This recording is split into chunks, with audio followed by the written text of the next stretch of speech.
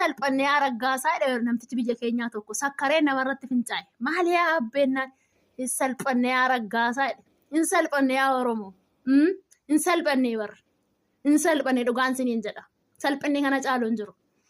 Gaafa raarra jaalalli waaqayyoo karaa kallattii jirtan hundumaatti isiniif haa baay'atu kabajamtootaaf jaallatamtoota dirree bashannanaa akkam jirtu nagaa keessanii kan obboleettiin keessan baay'ee nagaa kooti galanni waaqayyoodhaaf haa ta'u. Har'a viidiyoo tokko isinii qabattiin jira. Viidiyoon kunis maal jedhaa mee wal wajjin haa dhaggeeffannu. Ana amirratti ilmi islaamaa akka kiristaana yaadu gaarii miti. Kiristaana biratti dhuga goosh. Stop jedhe Mubaarak Musammaa stop kulle. Toleegaa akkuma dhageessanii jirtanii wanta gidduu kana karaa fuula sooshaal miidiyaa irra deddeebi'aa jiru hunduma keenyatu arginee jirra jechuudha. Wanta baay'ee nama saalfachiisu, wanta baay'ee nama qaanisu, wanta baay'ee ol jedhanii ija namaa keessa ilaaluun nama qaanfachiisu. Har'a asumatti gaggaragallee immoo quba walitti qabaa yookiin amantiitti walitti fakkeessaa jirra jechuudha. Kuni maaliif ta'e kan jedhu sababni isaa maaliif akka ta'e anaaf naaf hin galu. Egaa wanta gidduu kana ta'e kanarratti baay'ee tokko sooshaal miidiyaa namni amma beekumsa isaa dubbata. Amma beektu immoo waan beektu dubbattee sirra ilaaluuf osoo hin taane fakkaattonni akka kee jiraachuu malu. So isaaniif jecha deebii kennuu kan hin barbaade waa'ee kiristaanummaa dubbachuun duratti yookiin waa'ee kiristaana dubbachuun duratti Macaafni qulqulluun maal jedha jedhiiti kakuu moofaa haga kakuu haaraatti duraa duuba dubbisituu muriitu gaafa sana akka warra kiristaanaa jettee haasa'uu dandeessa. Daawwanticha sana dubbistee mallattina eegada mana Mubaarak Musammaatti laayivii irratti karaa tiiktookii namoonni 7,000 taa'ee waa'ee kanaatiif yeroo mana Mubaarakitti haasa'aa turanitti namni 7,000 yeroo taa'ee dhaggeeffataa ture argina. Haala immoo obboleettiin keenya kun yaada Mubaarak Musammaa irratti yaada kennaa jirti natti fakkaata akka warra kiristaanaatti hin yaadin jette jechuudha. Ani dhugaa dubbachuuf samuuna kana jechuudha guyyaa kaleessa argitanitti yoo ta'e namoonni karaa feesbuukii na beektanii viidiyoo tokko dhimma kanarratti hojjedhee ka'eetiin booddee humnati saalfadhee nan dallate viidiyoo sana jechuudha. Sababiin isaayyuu wanta nu ilaallatu miti. Obboleettii sana jechuun ana yookiin isin jechuu miti. Wanta ishee raawwattisu wanta fakkaatu ishee fakkaatu wanta ishee fakkaatudha waan ta'eef ofittiin saalfadhee dhugaa dubbachuudhaaf kan ofittiin saalfadhee jechuudha. Sababiin isaayyuu maatiin keenya biyya keessa kan jiran ilaalchuma akkasiitiin ilaaluu danda'u. Wanti qaanii wanti salphaan kun gaafa namatti mul'atu adannoo akkamitti akka isaan ilaalan jechuudha. Nan dallate. Har'a garuu kan dubbadhu obboleettii kanas na dirqamsiise. Sababiin isaayyuu akka warra kiristaanaatti yaadini ani warreen akka obboleettii kanaatti yaadannoo jiraatan obboloota koo akka amantaatiin yoo haasofne mudaa baay'ee walirratti lakkaa'uu dandeenya. Isin galee kan biraa immoo kiristaanummaa maalinni kiristaanni hoo maalinni macaafni qulqulluun waa'ee kiristaanummaa keessatti maal abbooma maal immoo abboomne jettanii macaafa qulqulluu hamma dubbistanii barannetti ani irraa akkana jedheetuun abboomaa jiru isinitti himee facirraashni bu'aadha. Kan ammoo raawwattee hin beeku. Sababiin isaayyuu gaafa wangeelli isinitti lallabamu isin warra dullaa fudhattanii namatti kaatan warra miireeffamta warra dhugaan isinii bakka laalluutti hin galle waan taataniif har'a wangeelli isinitti yookiin isinitti lallabuu hin danda'u. Sababiin isaayyuu fakkeenyaan godhachuu kan dandeessu achi gaafa macaafni qulqulluun maal jedha maaliif hin jenne jettee macaafa qulqulluu kakuu moofaa kakuu haaraatti dubbistee xumurtee wantichi siif galuu danda'a jechuudha. Kanaatiif situ kana jedha jechuun amantii kee hundatu kana haasa'e miti waan ta'eef ani har'as achi quba qabuu qabu. Sababiin isaayyuu wanta macaafni keenyan abboomni tokko toonaan hojjedhe wanta hamaa wanta nama saalfachiisu tokko toon hojjedhe kiristaanni na duukaa rafamuu qabu. Sababiin isaayyuu salphoon kiristaana bakka buutu waan ta'eef jechuudha. Macaafni qulqulluun abboomu waan ta'eef jechuudha. Mukaan kiristaanummaa miti waldaan kiristaanaa salphoo bakka buutu jechuudha. Sababii kootiif waldaan kiristaanaa arrafamuu hin qabdu. Kana beekuu qabda. Sigalee atiif immoo gaafa salphoon keessan qaama ishee guutuu akka amantii isheetti akraariidha.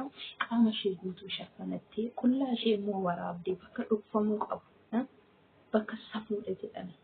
Waaqni qaama keenya kana gaafa nutti maaliif iddoo dhoksaatti uume jettee namni yaaduu hin dandeenye amantii sana arrabsiisuu hin qabdu jechuudha. Yoo akka yaadaatti isheen kun amantii keenya bakka hin buutu jettee balaaleffachuutu sirra jiraata malee akka amantii kiristaanaatti jechuudha hin jiraatu jechuudha. Kanadha. Kan biraa immoo wanti ammayyuu shamarran keenya dogongoraa jiran tokko wanti akka yaada isaaniitti balaaleffachuuf wanta rakkoo qaba jedhanii balaaleffatanii jiran tokkotu jiru. Maalinni salphataan siintala kana odoon ta'in salphataan mucaa kana akka ilaalcha ganniitti maaliif naan jedhe dubartiin takka dhiira tokko jaallannaan unkaan qaama ishiiti miti lubbuu laattiif lubbuma tana sii kenniti laa lubbuma deebiin qabne tana sii kennite si jaallatte tanaan ati garuu jaalala fakkaattee ishiitti dhiyaatte erganaan addaan baate gaafa nama jaallattu lubbuu isheeyyuu namaaf kenniti. Kanaaf gurbaan suni gurbaan viidiyoo ishee kana bakkee baase suni hamaadha jettanii gurbaatis faradaa mucattii sanaaf immoo akka waan isheen uuman balleessine dilli haasaa jirtani haasaa keessanis nan balaaleffadha. Ishees isas nan balaaleffadha dhibbaaf dhibba. Because sababbiin isaayyuu miti jaalalleen qilleensarraan baree itti haasa jaalladhe miti jaalallee baree qaaman kan wal barree jaalladhe miti abbaa manaa ofii isan wajjin jiraadhe gaa'ela wajjin dhaabbadhe isuma ilmoo irraa qabu narraa qabu yoo ta'e gaafa inni viidiyoo qaama qullaa kee waraabinaaf erginaan jedhu namichi sun sammuu isaa keessaa jireenya isaa keessaa akka na baasuuf ka'e raawwadhee beekuun naaf galuutu jalqaba ture. Garuu obbolaan keenya kanatu hin galiiniiti. Waa tokko isinitti immoo obboloonni baay'een isaanii sababbii jaalalaatiin qabeenya isaanii dhabanii kan ganaman baay'ee isaanii qabeenyatti laphee isaaniitti kan miidhaman baay'ee jiru. Isaan garuu harka dhibbaa warra salphina isaanii bakkee baasan kanarra caalu. Akkamitti jedhi qabeenya bade sana hojjettee argattee hojjettee bakka buufatte. Salphina ishee kana garuu maaliidhaan bakka buufachuu dandeessi qaba jiru takkaa salphattinaan salphatteetta sitti himu. Kanaafiyyuu gaa'ela jechuun iccitii eega. Isin galee namni tokko immoo kan na jaallatu boriisaa jireenya wajjin gaggeeffachuuf na barbaada. Boru ilmoo wajjin akka horannuuf na barbaada. Boru iddoo guddaa akka wajjin geenyuuf na barbaada yoo ta'e na kabaja. Ofiisaafis kabaja barbaada jechuudha. Isin galee kanaafiyyuu har akka barbaade tatta'e jedhee inni naaf heeyyamu suni. Ulfina koo akka hin gatu kabaja koo akka hin gatu inni na godhu suni.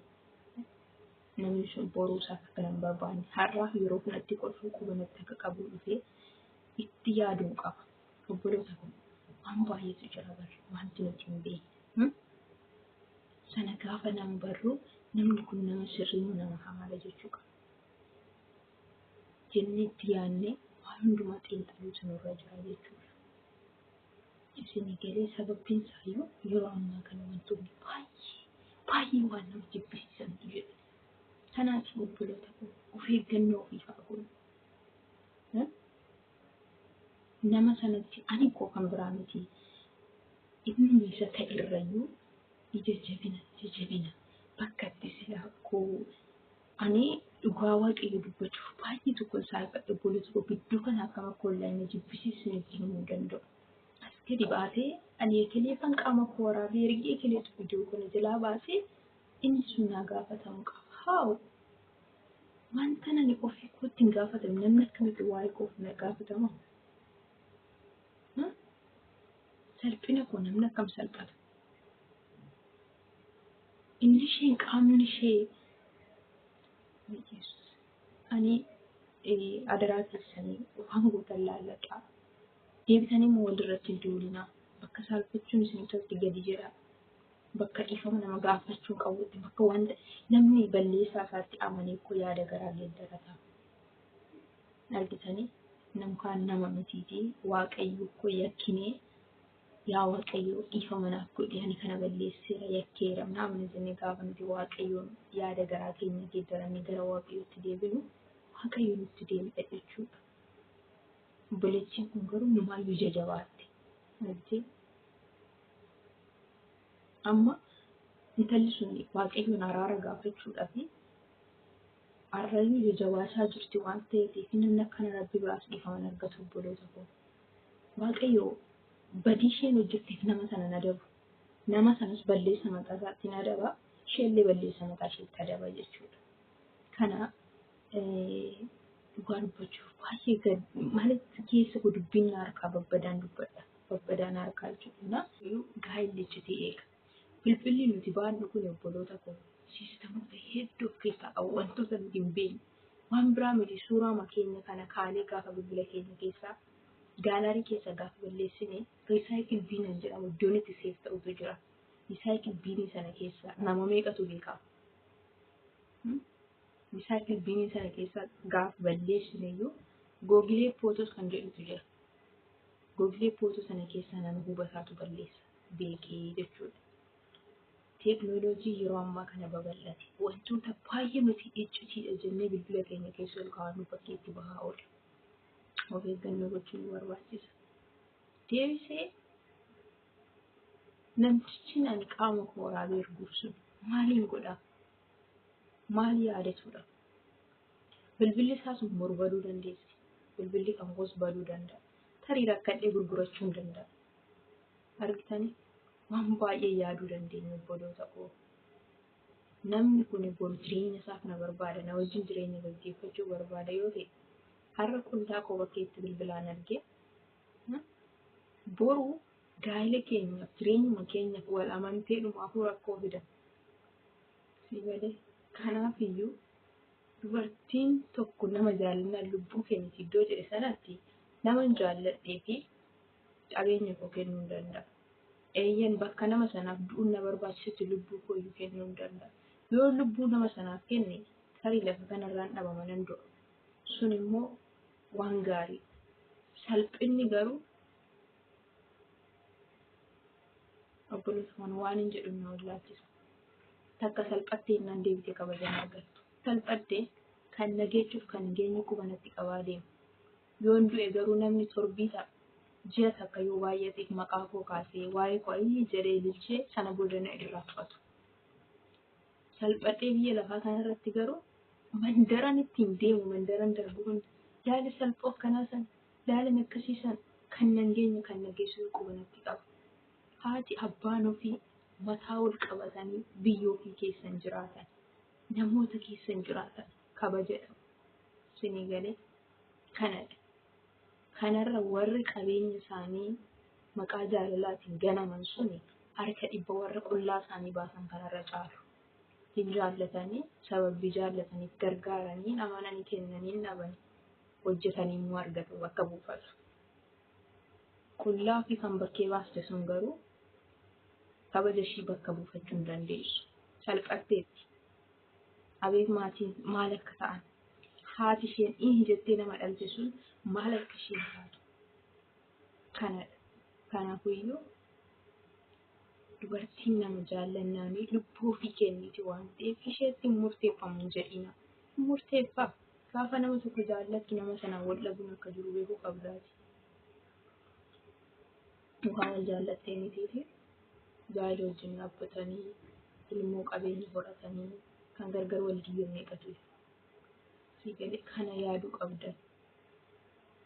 Namni akkuma wal jaalatetti wajjin fufa miti. Yeroo baay'ee irraa baradhaa jedhamee namoonni baay'een dhaloonni baay'een fakkeenya nu godhamee karaa hundumaan nu barreeffama viidiyoon nu hojjetameen argina garuu barannu maaliif hin beekan dhugaa waaqayyoo ta'anii akkam bakka ofitti saalfachaa haasa'u anatu beeka. Sababiin isaayyuu wanti ta'eef bakka kana durallee wanta kana koo dhagahamaa ture. Daddarbaa ture sooshaal miidiyaa irratti karaa baay'ee dhageen ture garuu barannu fa'a. Kanaafii gaafa namatti dhiyaatan ofii keessan koontirool gochaa of qabaa seeftii ofitti horaa namatti dhiyaadha obboloota koo. Kana isiniin jechuuti nan jaalladha. Gaa'illi kabaja wanti immoo waaqayyo ittiin dhala namaa eebbisu lafa kanarratti gaa'iladha. Of eeggannoo ofiif godhaa isiniin jedha. Kana fakkaata viidiyoon kun inni